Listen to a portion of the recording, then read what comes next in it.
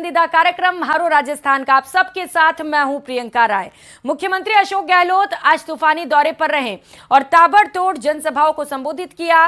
CM पहले पाली जिले के बाली पहुंचे और कांग्रेस प्रत्याशी के समर्थन में जनसभा को संबोधित किया। इसके बाद सीएम पाली के ही सुमेरपुर पहुंच गए, जहां उन्होंने जनसभा में बीजेपी पर जमकर प्रहार किए और इसके बाद सीएम जालोर के भीनमाल भी पहुंचे और यहां भी एक जनसभा को संबोधित किया। तो जमकर बीजेपी पर एक एक कर मुख्यमंत्री अशोक गहलोत ने निशाना साधा। केंद्र की बीजेपी सरकार पर वादा खिलाफी का आरोप लगाया। साथ ही साथ 7 गारंटी का जिक्र करते हुए मुख्यमंत्री अशोक गहलोत ने अपनी सरकार की जमकर तारीफ की। ताबड़तोड़ 2 जिलों का दौरा और चुनावी प्रचार प्रसार मुख्यमंत्री अशोक गहलोत ने किया, जहां पर बड़ी संख्या में मुख्यमंत्री को सुनने के लिए लोग भी पहुंचे। कांग्रेस के लिए वहां पर जीत के लिए मुख्यमंत्री अशोक गहलोत अपील करते हुए नजर आए। मिशन 156 लेकर आगे की ओर बढ़ते हुए कांग्रेस और लगातार मुख्यमंत्री अशोक गहलोत अब चुनावी प्रचार प्रसार में भी जुट चुके हैं, एक्शन मोड में नजर आए। ये तस्वीरें आपको दिखा रहे हैं जब कई जनसभाओं को एक ही दिन में मुख्यमंत्री अशोक गहलोत ने संबोधित किया और जीत के लिए आशीर्वाद मांगा। तो कहने का गायों के लिए जो है, उनके लिए पिछली गवर्नमेंट जो थी बीजेपी की, तो 500 करोड़ रुपए दिए उन्होंने गौशालाओं को अनुदान के रूप में। और आपको जहाँ खुशी होगी, हमने 3000 करोड़ रुपए खर्च किए गायों के अनुदान के लिए। ये कैसे हमें बदनाम करते रहते हैं, क्या हम लोग हिंदू नहीं है, क्या हम लोग गो भक्त नहीं है, क्या नहीं है। इस प्रकार से ये जो आरोप लगाते हैं, उनमें कोई दम नहीं है। काम की कोई कमी नहीं रही। 5 साल पहले आपने मुझे आशीर्वाद दिया था और मुख्यमंत्री के रूप में प्रथम सेवक बनाया था राजस्थान का। 5 साल में जितना बन पड़ा मुझसे, मैंने कोई कमी नहीं रखी सेवा करने के अंदर। बल्कि आप समझ लो, जो योजनाएं, जो पानी की योजनाएं हो, चाहे बिजली का उत्पादन हो, सोलर हो, शिक्षा हो, कॉलेज खोलने के फैसले हों,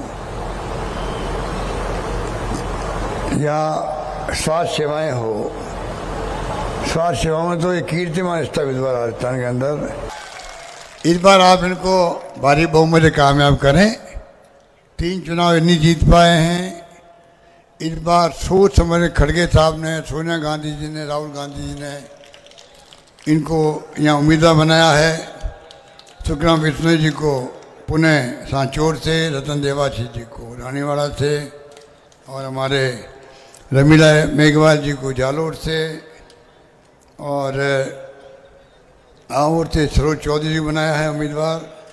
आपसे मैं प्रार्थना करने हाजिर हुआ हूँ कि काम में कोई कमी रखी नहीं हम लोगों ने। घर घर में चर्चा है आज राजस्थान के अंदर कि सरकार ने आपके आशीर्वाद से मैं मुख्यमंत्री बना 5 साल पहले। एक एक पल जो है, एक पल मैंने बिताया है आपकी सेवा में। तो वहीं बीजेपी ने बागियों को आखिरी मौका देते हुए पार्टी के पक्ष में समर्थन देने की बात कही और ऐसा नहीं करने पर पार्टी के दरवाजे हमेशा के लिए बंद करने की चेतावनी दे दी है।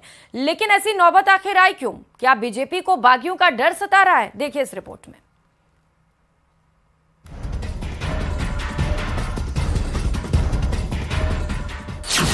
बागियों को अल्टीमेटम, प्रत्याशी को दे समर्थन या नतीजे के लिए रहे तैयार।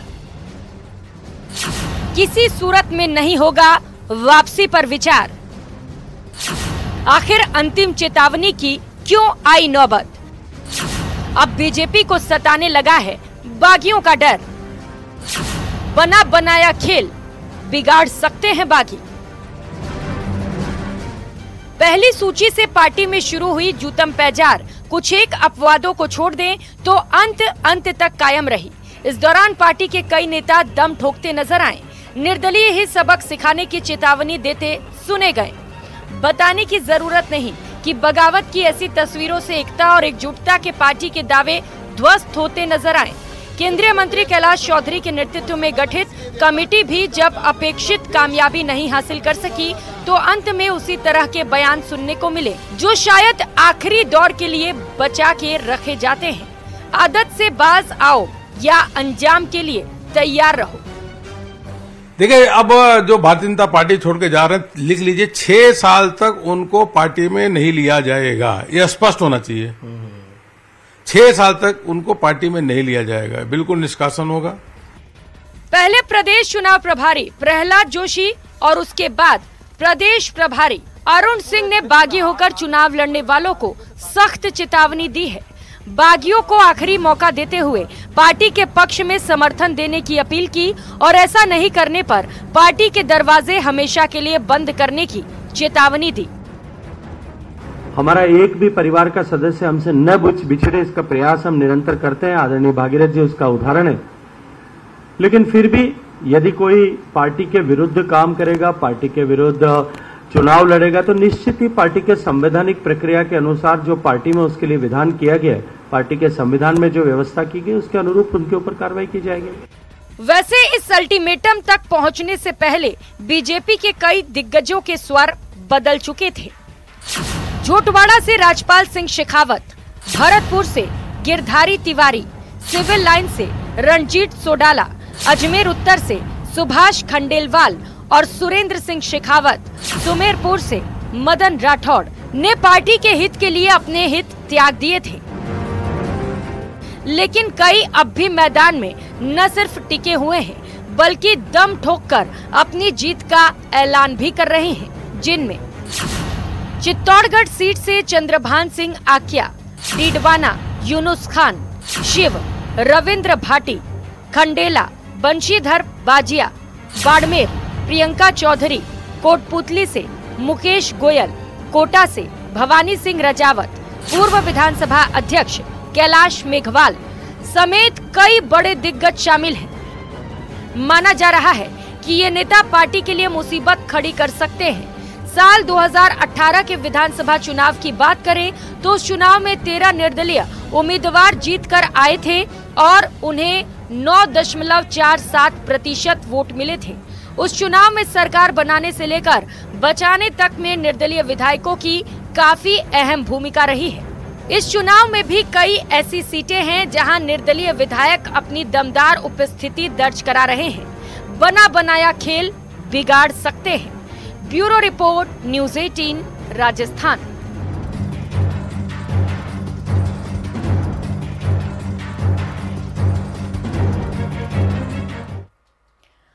इन सब के बीच बीजेपी प्रत्याशी दिया कुमारी का बड़ा बयान सामने आया। उन्होंने कहा कि विद्याधर नगर प्रत्याशी का बयान कि अगर धर्म ना बचा तो जाति और समाज नहीं बचेगा।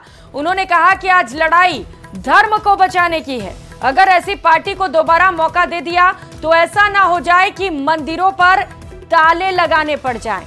भारत के टुकड़े इनकी वजह से हुए हैं। अगर हमारा धर्म नहीं बचेगा तो ना जाति बचेगी ना समाज बचेगा। तो आज जो लड़ाई है वो हमारे धर्म को बचाने की लड़ाई है। और अगर इस तरह की पार्टी को हमने दोबारा मौका दिया राजस्थान में तो मुझे लगता है ऐसा ना हो कि मंदिरों पे ही ताले लग जाए। तो वहीं राजस्थान बीजेपी का कुनबा लगातार बढ़ता चला जा रहा है। भागीरथ राम की बीजेपी में वापसी हो चुकी है और बद्रीराम और मनीराम बीजेपी में शामिल हुए हैं। जयपुर में केंद्रीय मंत्री गजेंद्र सिंह शेखावत ने उन्हें पार्टी की सदस्यता दिलाई।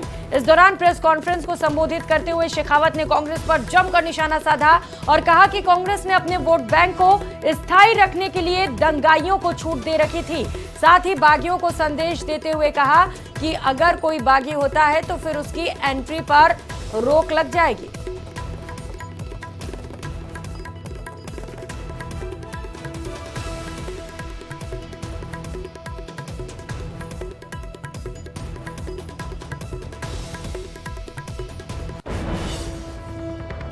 उस षड्यंत्र को जो उन्होंने अपने वोटों को प्राप्त करने के लिए, अपने वोटों को, अपने वोट बैंक को चिरस्थायी बनाने के लिए जिन लोगों को खुली छूट दी थी, जिन उन्मादियों को खुली छूट दी थी, उनके कारण से हुआ था।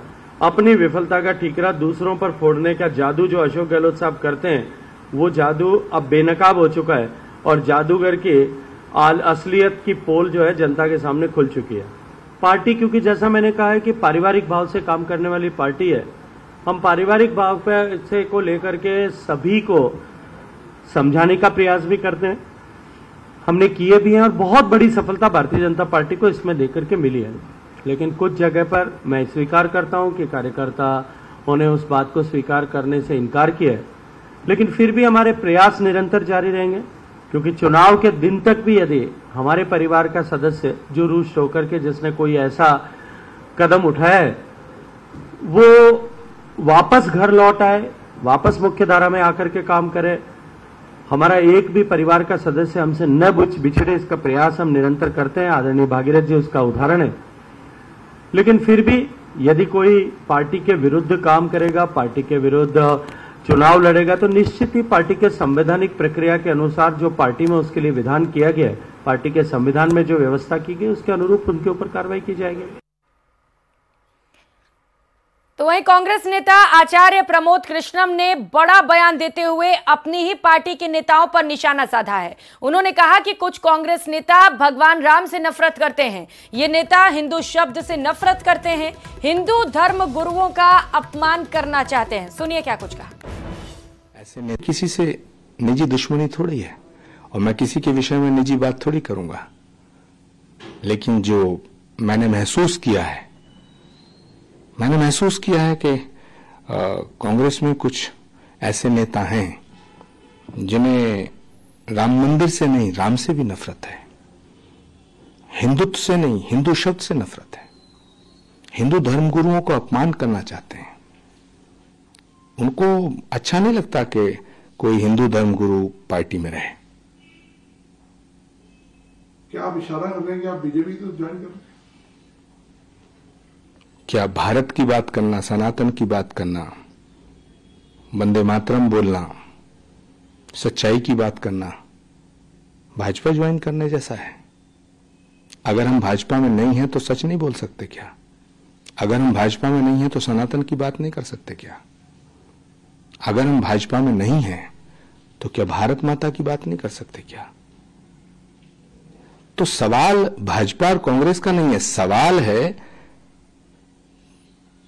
कि भारत की जो संस्कृति और सभ्यता है, इसका सवाल है।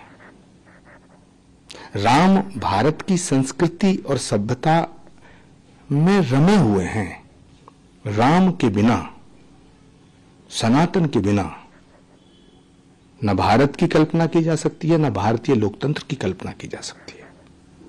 इसीलिए भारत के संविधान पर श्री राम दरबार के चित्र अंकित है। भारत और सनातन अलग नहीं है। तो वहीं आचार्य प्रमोद कृष्णम के बयान पर प्रताप सिंह खाचरियावास ने कड़ी प्रतिक्रिया दी। खाचरियावास ने कहा कि बीजेपी और कांग्रेस से भगवान राम बड़े हैं। भगवान राम का नाम ही इतना बड़ा है कि कांग्रेस और बीजेपी उसके आगे कहीं नहीं ठहरते। खाचरियावास ने कहा कि नेता चाहे कांग्रेस के हों या फिर बीजेपी के, उन्हें राम के बारे में कोई गलत फहमी नहीं होनी चाहिए। उन्हें भगवान राम को चुनौती देने और भारत की सांस्कृतिक विरासत पर सवाल खड़े करने का कोई हक नहीं है। सुनिए। बीजेपी कहती है राम सिर्फ हमारे हैं, वो कह रहे हैं पूरे ब्रह्मांड के हैं, ये पशु पक्षी जीव जंतु सब राम के अंडर में। और भगवान कृष्ण ने तो गीता में कह भी दिया, ग्रेट कृष्ण, उन्होंने कहा कि भैया ये पूरा ब्रह्मांड मेरे से अर्जुन। तो आप इसमें कांग्रेस बीजेपी से बड़े हैं राम और कृष्ण। कौन है कांग्रेस बीजेपी? क्या कर लेगी कांग्रेस बीजेपी?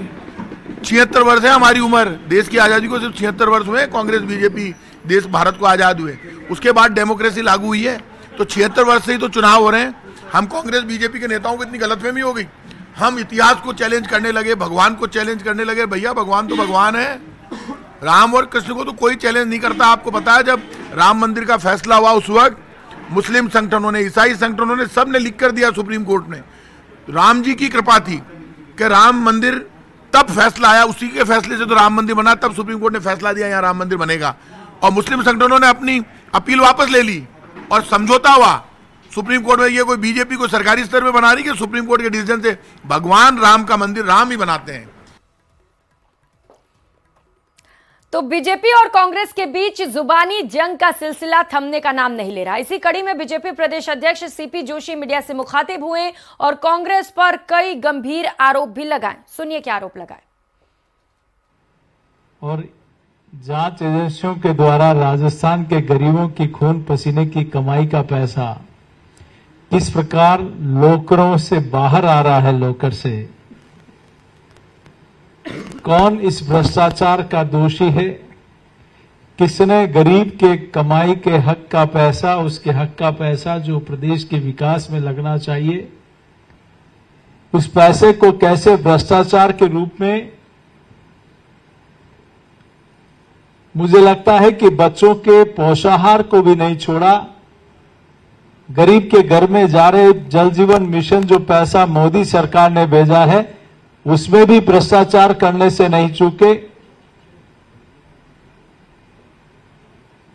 नरेगा में भ्रष्टाचार करने से नहीं चूके, रोड ट्रांसपोर्ट में भ्रष्टाचार करने से नहीं चूके। नेताओं ने इनका असली चेहरा सामने लाकर खड़ा कर दिया।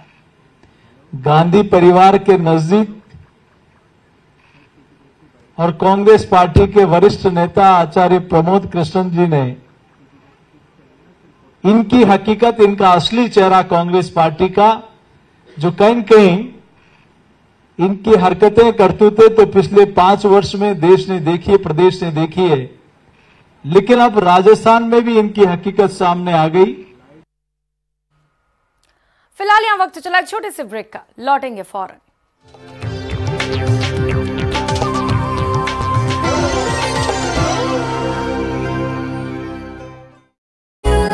सभी का स्वागत। राजस्थान में विधानसभा चुनाव से पहले आरोप प्रत्यारोप का दौर चल रहा है जो थमने का नाम नहीं ले रहा। एक तरफ मंत्री प्रताप सिंह खाचरियावास है तो दूसरी तरफ हवा महल सीट से उम्मीदवार महंत बाल मुकुंदाचार्य हैं जो कांग्रेस पर गंभीर आरोप लगा रहे हैं। सुनिए।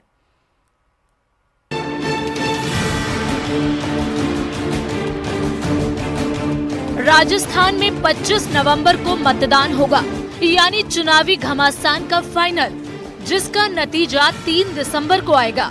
लेकिन उससे पहले देखिए कैसे एक दूसरे पर कीचड़ उछाली जा रही है।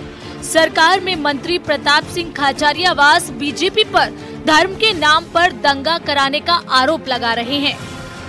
जिन राज्यों में भी चुनाव हो रहा है वहाँ बीजेपी की तो पोल खुलकर सामने आ गई। बीजेपी केंद्र में 9 वर्षों से शासन में है, लेकिन पहली बार ऐसा हो रहा है जब बीजेपी ना तो कोई विकास का मुद्दा बताती है, ना अपना किया हुआ कोई काम बताती है। पहली ऐसी पार्टी है जिसके देश के सबसे बड़े नेता और सारे राष्ट्रीय नेता मिलकर एजेंडा नहीं बता रहे कि उन्होंने किस एजेंडे पर 9 वर्ष तक काम किया, देश के नौजवान को क्या मिला, किसान को क्या मिला, गरीबी कम करने के लिए उन्होंने कौन सी नीति बनाई, कर्मचारियों के लिए क्या किया, किसानों के लिए क्या किया, विद्यार्थियों के लिए क्या किया, रोजगार को लेकर क्या पॉलिसी है। जो बीजेपी अपना एजेंडा नहीं बता सकती वो बीजेपी वापस पुराने ढर्रे पर आ गई। अब बीजेपी बात कर रही है चुनाव में सरकार का ये कहना, धार्मिक टकराव की बात करना, धार्मिक मुद्दों की बात करना, धर्म के आधार पर उसको लेकर जाना, तो ये धर्म के ठेकेदार नहीं है। ये धर्म के नाम पर पैसा इकट्ठा करने वाले, धर्म के नाम पर ठेकेदारी करने वाले, धर्म के नाम पर देश का माहौल बिगाड़ने वाले, धर्म के नाम पर दंगा कराने वाले लोग हैं बीजेपी के लोग। अब तो बीजेपी, मैंने आपको पहले ही कहा था, इतना षड्यंत्र करने लगी है कि बीजेपी किसी भी स्तर पर जा सकती है। बीजेपी के लोग पार्कों में, सब जगह पूरे राजस्थान में माहौल बनाते हैं। 200 विधानसभा क्षेत्रों में, अरे यहां पर तो मस्जिद बनने वाली है, बीजेपी कार्यालय में बनी होगी मस्जिद, शर्म नहीं आती? बीजेपी कार्यालय में मस्जिद बनी हुई है, वो नहीं दिख रही तुमको, हमारे को कह रहे हो चुनाव में मस्जिद बनाएंगे। कौन बनाता है मस्जिद? सरकारें नहीं बनाती। कांग्रेस की सरकार हो या बीजेपी की सरकार हो, बीजेपी की गलत सोच है, मन में पाप भरा हुआ है। हम सनातन धर्म को मानने वाले लोग हैं, सब धर्मों का सम्मान करते हैं। मंत्री प्रताप सिंह खाचरियावास के आरोपों पर हवा महल सीट से बीजेपी प्रत्याशी बाल मुकुंदाचार्य ने पलटवार किया। इनके कार्यालय में पूर्व से जो गौमाता रह रही हैं, उन्हें कुछ देके या कुछ करके भी हत्या कर दी गई। ये निंदनीय है, हम इसकी निंदा करते हैं। और अखिल भारतीय संत समिति और समस्त गोभक्त ये मांग करते हैं कि इसकी जांच होनी चाहिए और जिन लोगों ने भी ये कांड किया है उनको सजा होनी चाहिए। तीनों विधानसभाओं में तेज गति से हिंदू पलायन कर रहा है, हिंदू तेज गति से पलायन कर रहा है। आप हम सबको आप इस बात के विटनेस है कि मैंने आपको मौके पर दिखाया है। अगर मैं झूठ बोलूं इस मंच से तो आप मुझे यहीं पर सवाल कर सकते हैं। पूरा परकोटा खाली होने पर है, तीनों विधानसभाओं में तेज गति से लव जिहाद चल रहा है। आदर्श नगर विधानसभा में मैंने मंदिर दिखाया, शिव का 300 वर्ष पुराना मंदिर था जिसकी मूर्तियां खंडित कर दी गई। मैंने वो अवशेष मेरे पास रख रखे हैं खंडित मूर्ति की, उसकी जांच कराऊंगा। वहां मीठे पानी की जो कोठी की बगीची है उसकी 3 फीट जमीन रोककर मदरसा बनाया है। रातों रात काम चल रहा है, उस पर कानूनन स्टे आया हुआ, उसके बाद उसका काम हुआ और मदरसा बन चुका है। एक हिंदू धर्म स्थल के ऊपर आपने जानबूझकर बनाया है। अभी एक क्या सोच रही है इनकी, क्या चाहते हैं समझ में नहीं आया। फिर हम लोगों को कहते हैं आपके पास यही मुद्दा, अरे मुद्दा क्या, सब सनातनी है हम लोग। एकमात्र भारतवर्ष है जहां हिंदू समाज रहता है, वहां भी इस तरीके से हमें पीड़ित करके आप क्या चाहते हैं? आपको हमसे इतनी नफरत है ना तो गाय को जहर क्या दिया, हमको भी जहर देके मार दो, किस्सा समाप्त। गायों को जहर देकर मारना ये गंभीर आरोप है, जिसकी जांच के बाद ही आरोप कितने सही हैं ये साफ हो पाएगा। कहाँ मस्जिद बनी है कहाँ नहीं, ये भी जांच का मुद्दा है। लेकिन चुनावी मौसम में जनता से हमदर्दी के लिए नेताओं का गला फाड़ फाड़ कर एक दूसरे पर आरोप लगाना बेहद आम है। अब देखना ये होगा कि जनता इन आरोप प्रत्यारोपों पर भरोसा करके किसे वोट करती है। Bureau report, news 18 Rajasthan. फिलहाल यहाँ रुकेंगे छोटे से ब्रेक के लिए, तुरंत हाजिर होंगे।